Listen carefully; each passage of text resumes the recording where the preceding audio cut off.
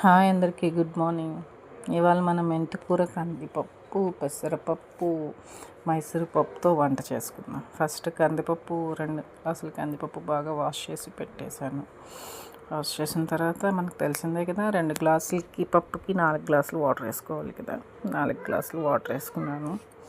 Water వేసుకున్న తర్వాత మెంతికూర తెచ్చాము ఇవాళ. చాలా చిన్నది, భలే ఉంది, క్యూట్గా చిన్న మెంతికూర. ఇది బాగా వాష్ చేసుకోవాలి, ఇసుక ఉంటుందని చెప్పాను కదా. ఆకుకూరలు మాత్రం కంపల్సరీ 3 to 4 times కడగాలి. కడితే కానీ, ఎందుకంటే వాళ్ళు మందులు కూడా వేస్తారు కదా, పెస్టిసైడ్స్ మందులే వేస్తూ ఉంటారు కదా, అందుకని బాగా వాష్ చేయాలి. ఇవి చిన్న ఆకులే కాబట్టి ఓన్లీ ఆ వేస్ట్ పార్టికల్స్ అంతా కట్ చేసి పైదంతా వేసేయచ్చు. మామూలుగా పెద్దదైతే మాత్రం అదిగో మన పెద్దవైతే మాత్రం ఆకులు ఏరవచ్చు. ఇది చిన్న కూరే కదా, గింజను మాత్రమే కట్ చేసి పైన వేసేసుకోవచ్చు. ఇది క్లీన్ చేసి పెట్టేసుకున్నాను. టమాటీలు, పచ్చిమిరపకాయలు, ఆనియన్స్. టమాటీలు ఎక్కువ వేస్తాను నేను, టమాటీలు బాగా వాడతా. ఆనియన్స్, పచ్చిమిరపకాయలు కూడా ఎక్కువ వేస్తాను, ఎందుకంటే కారం మెయిన్ కాబట్టి పచ్చిమిరపకాయలు ఎక్కువ వేస్తాను. కారం తక్కువ వాడతాను, గ్రీన్ చిల్లీస్ మాత్రం ఎక్కువ వాడతాను నేను. మెంతికూర వేసుకుంటున్నాను. మెంతికూర చాలా బాగుంది, లేతగా ఉంది. ముదురుగా అయితే మాత్రం ఓన్లీ ఆకులు ఏరాలి. ఆకులు ఏరినప్పటికే 3 hours 4 hours పట్టేస్తుంది. ఇది లేతగా ఉంది కదా, కొంచెం ఆయిల్ వేసుకుంటాను. పప్పు కొంచెం మెత్తగా ఉడుకుతుందని జీలకర్ర, పసుపు, ఉప్పు కూడా వేసేసుకుంటాను. కొందరు తర్వాత వేస్తారు, కానీ ఇందులో వేసినా ఉడికిపోతుంది, నాకేం ప్రాబ్లం ఏం లేదు. అన్నీ వేసేసుకొని ఒకసారి కలుపుకొని కింద పెట్టేస్తాను. కుక్కర్లో పెట్టేసుకున్నాను. 3 to 4 విజిల్స్ వస్తే సరిపోతుంది, మరి ఎక్కువే అవసరం లేదు. మ్యాక్సిమం 3 వస్తే సరిపోతుంది.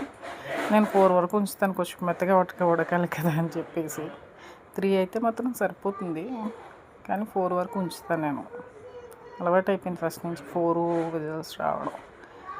మరి కర్రీస్ అవి అయితే మాత్రం 2 విజిల్స్ కాపేస్తాను. పప్పు మాత్రం 3 to 4 విజిల్స్ వచ్చినంత వరకు వెయిట్ చేస్తాను. 3 to 4 విజిల్స్ వచ్చినంత వరకు వెయిట్ చేయవలసింది, ఎందుకంటే పప్పు మెత్తగా ఉడుకుతుంది కదా అని, అంతకుమించి ఇంకేం కాదు. మెత్తగా ఉడికితే బాగుంటుంది కదా అని చెప్పేసి. అయిపోయింది విజిల్స్, పక్కా దించేసుకున్నాను. కొంచెం సేపు చల్లారిపోయింది కూడా. విజిల్ తీసి చూపిస్తాను. నీటి తీసేసాను. ఇదిగండి, పప్పు బాగా ఉడికిపోయింది. మెంతికూర కూడా బాగా ఉడికింది. దీంతో బాగా మెదిపేసుకుంటే సరిపోతుంది. మిక్సీ అదేం వేసుకోవసరం లేదు. కాకపోతే ఒక 5 minutes అలా మెదిపితే సరిపోతుంది. బాగా అది పప్పు మ్యాష్ అయిపోతుంది. టమాటీ, ఆకుకూర అంతా కూడా స్మాష్ అయిపోతుంది బాగా. కొంచెం మెదుపుకోవాలి కొంచెంసేపు. బాగా మెదుపుకుంటే సరిపోతుంది. మనం తాలింపుకి కూడా అంతా రెడీ చేసుకుంటే సరిపోతుంది. ఏ వంటని ఈజీగా చేసేస్తాను, ఎందుకంటే ఈజీగా అయిపోవాలి. కష్టంగా చేస్తే అది కష్టంగా అనిపిస్తుంది. ఈజీగా అన్నీ ఒకేసారి వేసుకోవాలి, కానీ టేస్టీగా ఉండాలి. మా అమ్మమ్మ అలాగే ఉండేది, తెలుసా అనకూడదు. మా అమ్మమ్మది పల్లెటూరు. మేము సమ్మర్ హాలిడేస్కి కానీ సంక్రాంతికి కానీ వెళ్ళినప్పుడు ఇంకో తాలింపు కోసం రెడీ చేసుకున్నాను. ఎల్లుల్లిపాయలు, కరివేపాకు, ఎండుమిర్చి, కొత్తిమీర పక్కన పెట్టుకున్నాను. ఆయిల్ పెట్టుకున్నాను. గిన్నెలో ఆయిల్ పెట్టుకొని ఆవాలు, జీలకర్ర,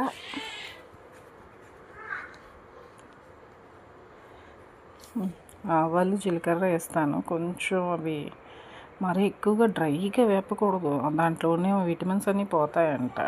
ఈ మధ్యలో సత్యనారాయణ గారు టీవీలో చెప్తారు కదా, అప్పుడు విన్నాను. ఎక్కువ వేపేస్తే దాంట్లో ఉన్నవన్నీ పోతాయి. కొంచెం లైట్గా జస్ట్ వేగాయా లేదా అన్నట్టు వేపితే సరిపోతుందంట. వేపేసుకొని మనం పోపు కోసం రెడీ చేసిన ఎల్లుల్లిపాయలు, కరివేపాకు, ఎండుమిర్చి వేసేసుకొని కొంచెంసేపు బాగా వేగాలి. ఎల్లుల్లిపాయలు వేగినంత వరకు. ఎల్లుల్లిపాయ కొంచెం పచ్చిగా ఉంటుంది కదా, ఆ ఎల్లుల్లిపాయ సిమ్లోనే ఉంచాలి. పోపు మాత్రం ఎప్పుడు హైలో పెట్టుకుంది, ఎప్పుడు సిమ్లోనే పెట్టాలి. మీడియం కూడా అవసరం లేదు. ఓన్లీ సిమ్లో పెట్టుకుని పోపు పెడితేనే బాగుంటుంది, లేదా బొగ్గ అయిపోతుంది మరి. ఎందుకంటే ఆల్రెడీ నాకు 3 times 4 times అలా అయ్యింది. అప్పటి నుంచి ఓన్లీ సిమ్లో పెట్టే పోపు వేసుకోవాలి. వేసుకున్న తర్వాత మన మెయిన్ ఇంగ్రీడియంట్ కూడా అక్కడే ఉంది. ఏంటి మనం మెయిన్ ఏంటి వేసుకుంటాం పప్పులోని, పులిహోరలోని? ఇంగువ కంపల్సరీ వేసుకోవాలి. పప్పుకి అదే టేస్ట్. పులిహోరకి పప్పుకి ఇంగువ వేసుకుంటేనే టేస్ట్. ఒకసారి చూడండి, ఇంగువ వేసుకున్న వాళ్ళు కంటిన్యూ ఎవరో వేసుకుంటారు, కానీ కొత్తగా వండుతారు కదా, వాళ్ళ కోసం చెప్తున్నాను, వాళ్ళకి తెలియదు కదా అనేసి. ఇంగువ వేసుకుంటే చాలా టేస్టీగా ఉంటుంది. కొంచెం ఇంగువ వేసుకొని కలిపేసుకొని పోపు వేగిపోతుంది అనేటప్పుడు స్టవ్ ఆపేసే ముందు, ఈ పోపు పెట్టుకునే స్టవ్ ఆపేసినప్పుడు కొత్తిమీర కూడా అందులో వేసేసుకుంటే ఆ వేడికి అది మగ్గిపోతుంది.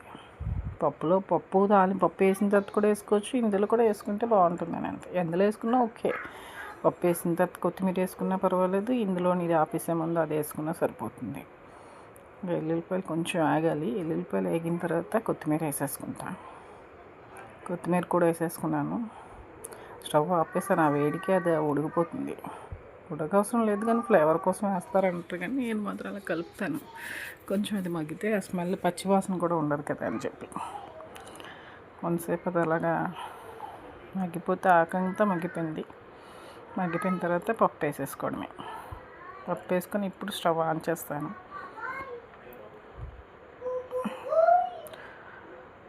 దాంట్లో కొంచెం వాటర్ వేసుకొని ఇప్పుడు స్టవ్ చేసి కొద్దిసేపు ఒక 2 పొంగులు వచ్చినంత వరకు ఉంచుతాను. కొంచెం వాటర్ వేసుకొని. అయిపోతుంది. మరీ పలుచగా ఏం కాదు, చిక్కగా, కానీ కొంచెం వాటర్ వేస్తే అదొక టేస్ట్ అంతే.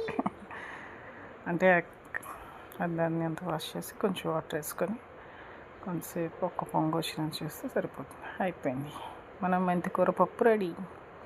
వేడి అన్నంలోని మెంతికూర పప్పు వేసుకొని టేస్ట్ చేయండి.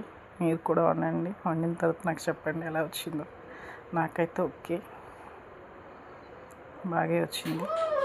సూపర్. మెంతికూర పప్పులు అన్నీ కలిపి ట్రై చేయండి. అందరికి పప్పులు ఇష్టం ఉండదు, కొందరు పప్పు అంటే ఇష్టం. అన్ని పప్పులు అయితే అన్ని విటమిన్స్ వెళ్తాయి కదా అని, అంతకుమించి ఇంకేం లేదు. ఒక్క పప్పు వండితే పోషకాలు సరిపోవేమో అని చెప్పి, అంతకుమించి ఇంకేం లేదు. నా పప్పు రెడీ అయిపోయింది.